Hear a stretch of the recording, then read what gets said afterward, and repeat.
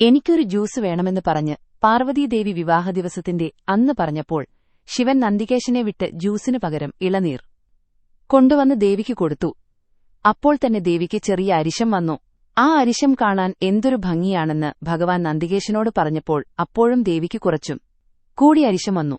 ഇത് മനസ്സിലാക്കിയ ഭഗവാൻ നന്ദികേശനോട്ടൊരു തമാശമട്ടിൽ എനിക്ക് കുറച്ച് ഇളനീർ പാനീയം വേണമെന്ന് പറഞ്ഞപ്പോൾ നന്ദികേശൻ ഞെട്ടി.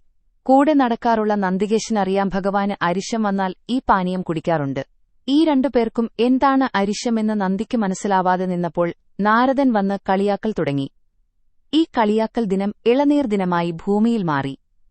ഈ ദിനത്തിന്റെ അന്ന് ജനങ്ങൾ ശിവരാത്രിയെന്ന് വിളിക്കുന്ന ദിനമാണ്. ശിവൻ കാളക്കൂടവിഷം കഴിച്ച ദിനം.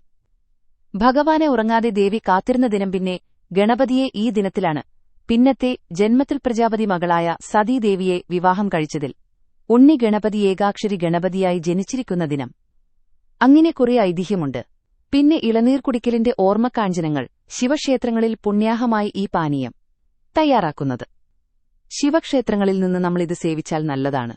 ഓം നമഃ ശിവായ. ഓം പാർവതീദേവി നമോസ്തുതേ.